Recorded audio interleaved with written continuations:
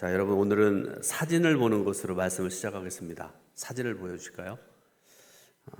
광야, 오늘 말씀 제목이 엔게디 광야란 제목이죠. 유대 광야의 일반적인 모습입니다. 나무도 좀 보이긴 하는데요. 나무도 제가 경험한 바로는 나무도 거의 없는 그냥 바싹 마른 땅입니다. 돌 이런 것들로 이루어진 유대 광야입니다. 또 하나 사진을 좀 볼 텐데요. 자, 여러분 유대 광야 양쪽에 다 메마른 그런 바위고 흙이고 그렇잖아요. 근데 이렇게 깊숙이 가운데 들어간 데 보면 잘 안 보이는데 물이 흘러가는 거거든요. 신기합니다.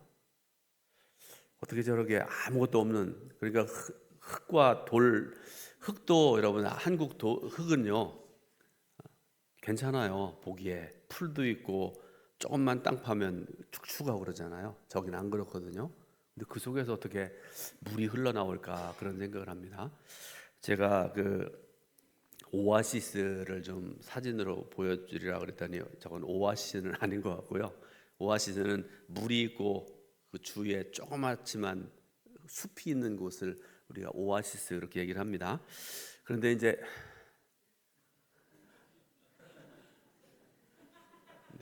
충청도 사람이 하는 것 같습니다. 엔게디 광야란 제목으로 말씀 전하는데요. 이 엔게디란 말의 뜻이 염소의 샘 그런 뜻입니다. 염소의 샘. 여러분 샘이라는 게 우리가 흔히 말하는 샘물, 오아시스 이렇게 생각하시면 될 것 같습니다. 자, 이 엔게디 광야라는 곳이 어떤 곳인가 하면 유대 광야의 가장 동쪽 끄트머리 쪽에, 그리고 여러분 아시는 사해라는 바다가 있잖아요. 참 저는 이스라엘에 가가지고 생각한 게 뭔가 하면 하나님은 참 묘하게 만드셨다. 왜 그런가 하면 여러분 모든 우리 살아가는 우리 땅은요. 예를 들어서 동두천이 지금 수면에서 얼마나 높은지 모르겠습니다. 한 뭐 20m, 30m 정도 되겠죠.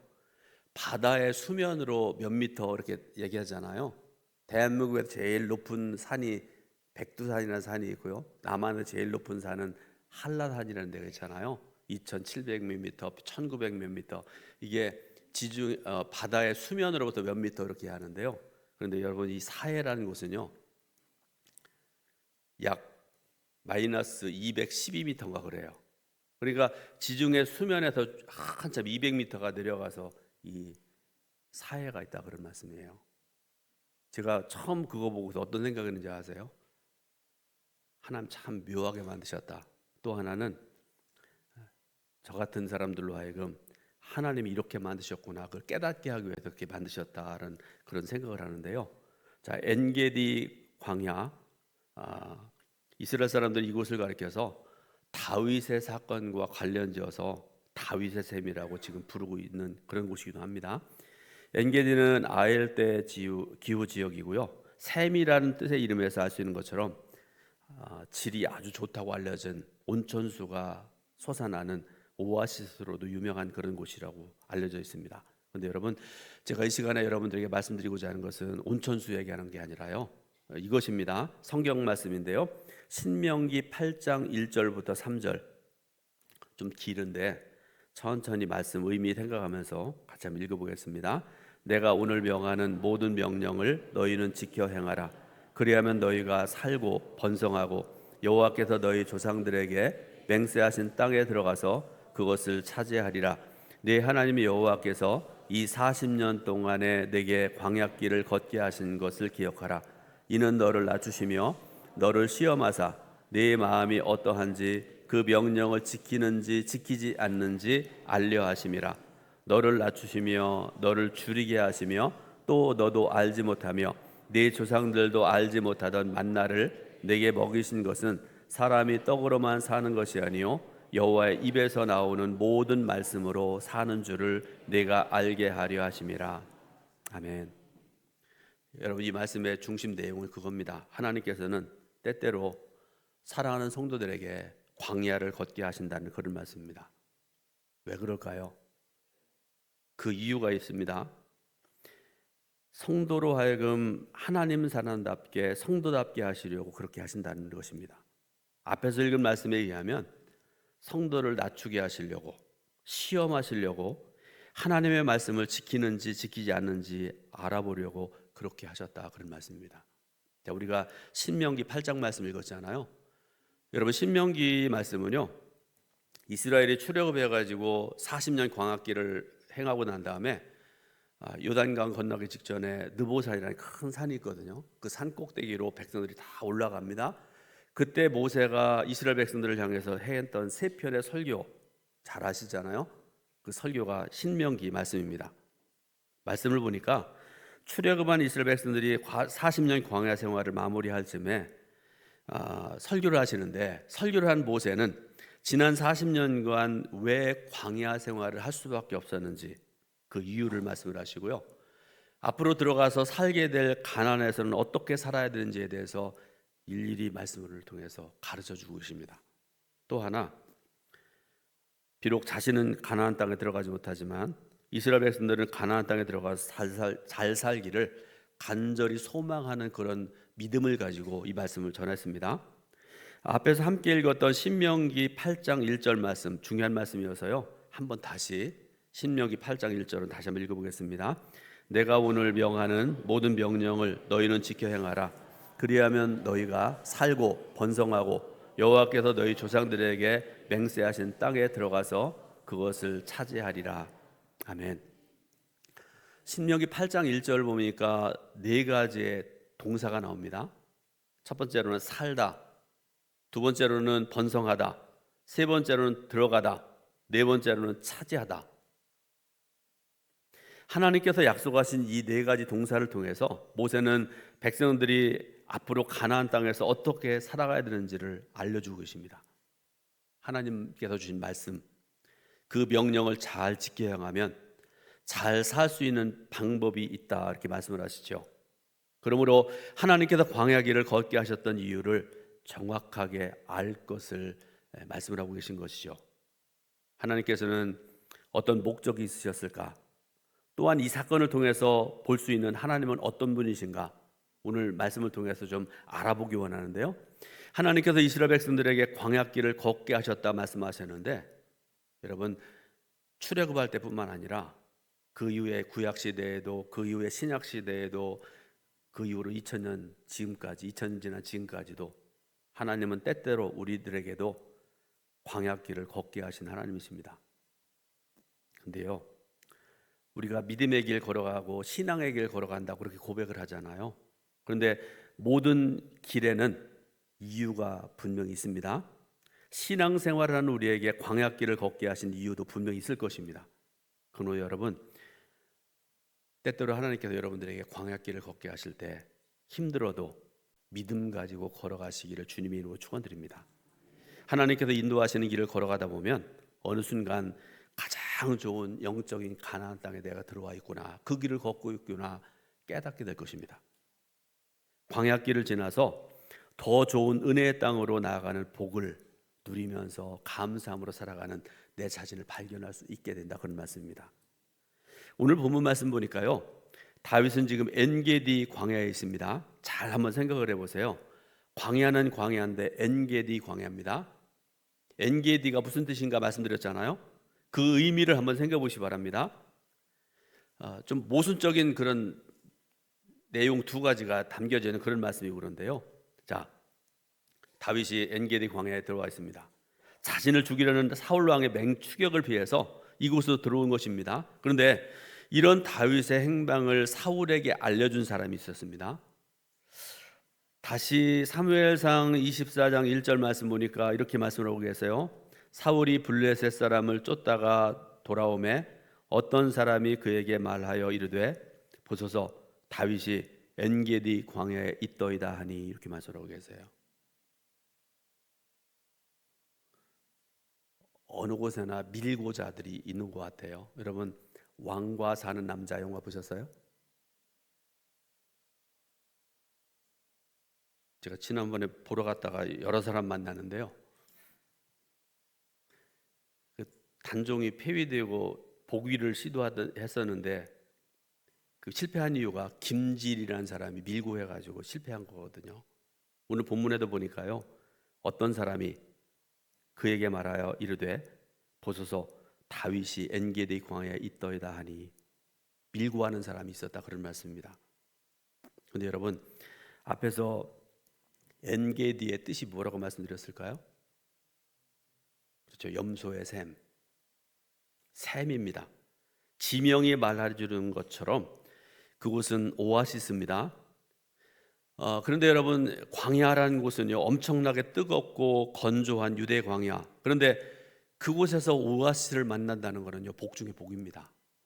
그 뜨거운 곳, 막 40도, 50도까지 올라가는 그곳에서 여러분 물을 만나고 시원한 그를 만나는 건 복 중에 복 아니겠습니까? 그런데 오아시스는 그런데 엔게디는 그런데 엔게디 광야는 다릅니다. 다윗이 피신처로 택한 곳, 맨 처음에 봤던 여러분 유대 광야, 그 모습 그대로입니다. 넓디 넓은 황무지인 곳은 지구상에서 가장 험하고 가장 황량한 지역 중에 하나입니다. 가파른 낭떠러지가 있고 많은 동굴이 있고 각종 들짐승들이 끌고 있는 그런 곳입니다. 그런데 이런 곳에서 살아가는 사람들이 특징이 있다고 그래요. 이거는 경험해 본 사람이 하는 얘기인데요. 여러분, 유진 피터슨이라는 유명한 그 신학자이기도 하고 영성가이기도 한 그런 분인데요. 이분이 유대 광야에 들어가서 오랫동안을 경험을 하고 난 다음에 발표한 내용인데요. 이런 내용입니다. 이런 곳에서 살고 있는 사람들의 특징, 첫 번째로 눈에 보이는 모든 것이 경계의 대상이 되고 작은 소리 하나에도 극도로 집중하게 된다. 두 번째로 모든 냄새가 어떤 의미를 가지고 있는지를 유추하게 된다. 세 번째로 감각들은 극한의 상태로 예민해진다. 네 번째로 광야에는 소음도 없다. 다섯 번째로 사람도 거의 살지 않는 곳이다. 여섯 번째로 짐승이 있지만 눈에 잘 띄지 않는다. 여러분, 광야 아까 봤던 그 모습을 상상하면서 그곳에서의 삶이 어떨지를 한번 생각해 보시기 바랍니다. 지극한 고독입니다. 아무것도 없는 곳입니다. 그 고독 속에서 눈이 열립니다. 철저한 고독이 내가 아닌 다른 것을 주목하게 만듭니다. 거룩함에 대한 감각이 생겨나게 되고요, 신성함이 드러나게 되는 곳이 바로 광야입니다. 아이러니하게도 이때 더 많은 것을 보고 듣고 느끼고 더 많은 것이 믿게 되어진다, 그런 말씀입니다. 그리고 이것이야말로 우리 영성에서 광야가 그토록 중요한 위치에 있는 이유이기도 하고 그렇습니다. 다윗은 광야에서 인생을 시작한 것도 아니고요, 인생을 마친 것도 아닙니다. 그러나 다윗은 광야에서 매우 의미 있는 세월을 보냈습니다. 다윗의 인생을 보게 되면 그가 광야에서 보낸 세월이 그렇게 길지는 않았습니다. 그렇다면 광야에 무엇이 다윗을 짧은 시간을 지내지만 다윗답게 했을까, 우리가 생각을 해봐야 되죠. 그 이유 세 가지를 말씀드립니다. 첫 번째로, 광야는 하나님 앞에서 살아가는 삶을 준비하게 하는 곳입니다. 여러분에게 질문하겠습니다. 우리의 삶에 광야가 왜 필요할까요? 귀한 아들, 이쁜 아들, 눈에 넣어도 안 아픈 아들, 왜 오아시스로 안 보내고 광야로 보낼까요? 광야에서 도대체 무슨 일이 일어났을까요? 자, 다윗의 경우를 보면요, 다윗은 자신이 원해서 광야로 들어간 것이 아닙니다. 자신을 죽이려고 하는 사울에게 쫓겨서 억지로 광야로 들어간 곳입니다. 그는 한치 앞을 헤아릴 수도 없고 무언가를 도모해 볼 수도 있는 그런 상황이 아니었습니다. 그러나 결과적으로 광야에서 보낸 다윗의 시간들은 그의 인생에 있어서 가장 좋은 시간, 가장 값진 것들을 발견할 수 있는 아름다운 시간들이었습니다. 말씀을 준비하다가 여러분, 제가 모든 책을 다 볼 수 없고요, 책에서 본 또 다른 책 이야기인데요, 새 왕의 이야기란 책이 있다고 그럽니다. 앞으로 한번 사보려는 생각을 가지고 있는데요, 새 왕이 어떤 왕인가 하면 사울 왕, 다윗 왕, 압살롬 왕에 대한 이야기를 다룬 책인데요, 이 세 사람 다 각종의 달란트로 출중했던 그런 사람들입니다. 그리고 추종자들로부터 엄청난 지지를 받았던 그런 사람들입니다. 이 세 왕을 비교하는데 하나님께서 사용하시는 진정한 리더의 그릇이 무엇인가에 대해서 말씀하는 그런 내용이거든요. 먼저 사울과 다윗을 비교하는데 왜 사울은 버림받고 다윗은 복의 사람 되고 하나님의 손에 붙들려 쓰임 받았을까? 저자가 결론적으로 하는 말씀이 그렇습니다. 사울은 광야를 통과하지 않고 급조된 리더였기 때문이다. 사울은 광야에서 빚어진 삶이 아니라 사람들의 요구에 의해서 급하게 세워진 리더였다는 그런 말씀입니다. 사울도 한때는 하나님의 영에 감동되었던 때가 있었습니다. 그래서 왕의 역할을 감당할 때 처음에는 얼마나 괜찮은지 몰라요. 그러나 사람들의 조그만 요청과 인기에 휘둘려서 나중에는 이 사람이 어떻게 되는지 아세요? 하나님이 계셔야 될 자리, 하나님이 영광 받으셔야 될 그 자리 자신이 취합니다. 자기가 하나님인 줄 알아요. 그래서 버림받았습니다. 좋은 조건과 달란트를 가지고 있던 사울이 어째서 하나님께 버림받았을까? 그 이유는요, 그가 광야를 통과하지 않았기 때문이다. 그에게는 광야에서 주는 유익을 경험해 볼 시간도 없었고요, 그럴 마음도 없었습니다. 광야는 하나님의 이름을 부르지 않고는 아무것도 할 수 없는 곳입니다. 광야는 공허와 허무와 비움과 체험이 공존한 곳입니다. 광야에는 대단히 매력적인 무언가가 있는 것 같습니다. 광야에 들어가지 않고는 경험할 수 없는 그 무언가가 있다고들 그렇게 얘기를 하지요. 반면에 광야는 겁나는 곳이기도 합니다. 예측할 수 없는 위험이 난무하고요, 폭풍우가 몰아치고 돌변하는 기상, 목숨을 앗아가는 맹수들이 들끓는 곳이기도 합니다. 이런 다양함이 공존하는 광야에 어느 날 갑자기 내던져질 때가 있다, 그런 말씀이죠. 그런데 여러분, 대한민국에 광야가 없어서요, 여기서 말씀하는 광야는 영적인 광야. 여러분, 이때 던져질 때에 오히려 감사함으로 받을 수 있는 우리가 되어야 된다, 그런 말씀입니다. 광야 체험은 하나님 앞에서의 삶을 준비하는 그런 소중한 시간입니다. 예수님 한번 생각을 해보세요. 예수님도 광야에 가셨잖아요. 광야에서 하나님을 이용하는 것과 하나님이 하시는 일 속으로 들어가는 것을 구분하는 방법을 배우셨습니다. 삶의 우선순위에 하나님을 두는 훈련을 통해서 예수님은 나의 협력자, 좋은 친구를 넘어서 구세주가 될 준비를 온전하게 갖추신 것이라는 그런 말씀입니다. 사랑하는 여러분, 예수님처럼 다윗처럼 광야에 던져질 때 철저히 하나님 앞에서 살아가는 방법 배우시기를 예수님의 이름으로 축원드립니다. 두 번째로, 광야는 하나님의 주권을 훈련하는 장소입니다. 다윗 일행이 숨어있는 굴에 우연히 사울이 들어옵니다. 자, 사울이 굴 속에 들어온 목적, 오늘 말씀 본문 중에 3절 말씀 보니까요, 사울이 뒤를 보러 들어가니라 이렇게 말씀하고 있거든요. 제가 주석을 봤습니다.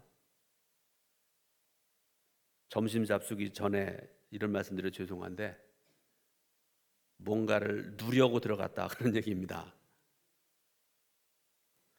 급한 일을 보려고 굴에 들어갔습니다. 자, 그런데 보세요. 그 굴에 다윗은 이미 들어가서 거기에 근거지로 삼고 있는 그런 곳입니다. 여러분, 굴 속에 들어가 보셨나요? 캄캄하죠? 빛도 없고 아무도 없습니다. 잘 안 보입니다. 근데 거기서 익숙해지면 보이기 시작을 하죠. 자, 그 상황에서, 사울이 들어간 상황에서 다윗과 일행은 사울 왕이 들어오는 것을 보고 더 깊숙한 곳으로 들어갔다 이렇게 말씀을 하세요. 그런데 사울은 지금 금방 들어왔는데 아까 말씀드렸던 것처럼 앞이 잘 안 보이지요. 다윗의 입장에서 도망자의 인생을 끝낼 수 있는 절호의 기회였습니다. 그런데 다윗은 어떻게 하는가 보세요. 다윗은 사울을 살려줍니다. 그런데 부하들이 뭐라고 얘기를 합니까? 지금 사울 왕을 죽일 수 있는 유일하고도 정말 귀중한 시간입니다. 쉽게 말하면 죽이십시오 그런 얘기 아닙니까? 그런데 다윗은 이거를 분리칩니다. 그러고 난 다음에 사울을 살려줍니다. 4절 말씀 보니까요, 다윗이 일어나서 사울의 겉옷자락을 가만히 베니라 이렇게 말씀을 하세요. 그런 후에 사울이 뒤를 보고 난 다음에 나옵니다. 길을 걸어갑니다. 어느 정도 거리가 멀어지니까 다윗이 정중히 사울 왕을 부르면서 이렇게 얘기를 합니다. 왜 나를 적이라고 하는 사람들의 말을 들으십니까? 제 손에 들려있는 것을 보세요. 왕의 옷자락입니다. 조금 전에 저는 왕을 죽일 수도 있었습니다. 그러나 제가 어찌 감히 여호와의 기름 부은 분을 해하려고 하겠습니까? 라고 그렇게 얘기를 해요. 이것이 광야에서 거룩함을 훈련받은 사람의 모습입니다. 다윗은 자신의 대적인 사울의 생명이 하나님의 손에 달려있다는 것을 인정하는 그런 믿음의 사람입니다. 그러므로 다윗이 사울을 살려준 이유는 분명합니다. 사울은 하나님께서 기름 부으신 사람이기 때문에 그렇습니다. 그리고 이것은 하나님의 주권에 대한 인정이기도 합니다. 다윗은 광야에서 진짜 주인이 누구인지를 분명히 배웠습니다. 다른 모든 사람이 사울을 죽여야 된다고 말할 때에도 다윗은 조용하라고 단호하게 말하고 난 다음에 하나님께서 그를 세우셨다 이렇게 얘기를 하죠. 여러분, 다윗은 이런 사람인데요, 거기에 비해서 사울을 한번 생각을 해보세요. 사울은 제사장들을 학살했던 사람입니다. 여러분 그 사건 아시죠? 그 이유가 뭔지 아세요? 자기가 미워하는 다윗을 호의로 대했다는 이유 하나로 하나님께서 기름 부으신 제사장들을 죽이고요, 그 가족들까지 다 죽여버렸습니다. 사울은 다윗에 대한 질투, 여러분 질투란 말 제가 사전에 나와 있는 뜻을 말씀드릴게요. 자기가 좋아하는 사람이 다른 사람을 좋아하는 것을 샘내고 미워하거나 싫어하다, 그런 뜻을 가지고 있는 그런 말입니다. 여기에 대한 가장 대표적인 모습이 사무엘상 17장과 18장에 나오는데 내용을 잠깐 말씀드립니다. 17장에 보니까 이런 말씀이 나와요. 이스라엘과 블레셋이 전쟁을 합니다. 그래서 다윗의 형들이 있었는데요, 그 형들이 다 전쟁에 나가요. 다윗은 막내 아들인데 집에서 아버지를 도와가지고 양을 치고 있는데 어느 날 아버지가 불러요. 네 형들 전쟁 나가는데 가서 보고 와라. 아마 도시락을 싸주셨겠죠. 다윗이 이렇게 가보니까 엄청난 사건이 벌어져요. 블레셋의 대장군 골리앗이 하나님을 모독하고 이스라엘 군대를 모욕하고 사울 왕을 모독하고 막 그러는데 이스라엘 군대들은 아무 소리 못하고 숨어 있습니다. 다윗이 그때 돌팔매를 가지고 나와서 대장군 골리앗을 죽이는 사건이 사무엘상 17장에 나오지요. 그러고 난 다음에 18장을 보게 되니까요, 1절과 3절에 똑같은 그런 말씀이 나옵니다. 뭐라고 말씀하는가 하면 요나단이 다윗을 사랑하되 생명같이 사랑했다 이렇게 말씀을 하세요. 요나단이 누군지 아시죠? 사울 왕의 아들입니다. 아버지는 다윗을 싫어하고 죽이려고 그러는데 요나단은 다윗을 사랑하되 생명같이 사랑했다 이렇게 말씀을 하세요. 그리고 가는 곳마다 백성들이 다윗을 높여주고 다윗을 막 이렇게 칭찬하고 그러는데요, 유명한 말씀입니다. 18장 7절, 사무엘상 18장 7절 유명한 말씀인데 한번 읽어보겠습니다.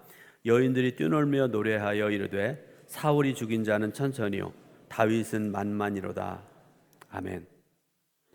이어지는 8절 말씀 보니까요, 사울이 그 말에 불쾌하여 심히 노했다 이렇게 말씀하고 계세요. 사울과 다윗과 요나단의 관계를 한번 생각을 해보세요. 그런데 사무엘상 28장 8절 뒷부분을 보니까요, 사울이 돌아보는지라 다윗이 땅에 엎드려 절하고 이렇게 말씀을 하세요. 사울은 끊임없이 죽이려고 그러고 미워하고 별의별 나쁜 짓들을 하는데요, 다윗은 땅에 엎드려 사울에게 절했다 이런 말씀이시요. 이것이 뭘 의미할까요? 복받은 사람들이 하는 행동입니다. 광야는 성숙해지는 곳입니다. 거룩해지는 장소입니다. 성령의 인도를 받는 삶을 지속적으로 살게 하는 곳이 광야입니다. 그리고 우리는 이를 통해서 영적인 생각, 영적인 사고방식을 깨닫게 되어지는 것입니다. 사랑하는 여러분, 다시 말씀드리는데요, 하나님께서 때때로 여러분을 극한의 광야로 내어 모르실 때가 있다, 그런 말씀입니다. 여러분, 그때 불평하지 말길 바라고요, 오히려 감사할 수 있길 바랍니다. 하나님께서 나에게 얼마나 큰 복을 주시려고 이렇게 하시는가, 감사함으로 받으시기를 주님의 이름으로 축원드립니다. 세 번째로, 광야는 하나님을 만날 수 있는 최고의 기회입니다.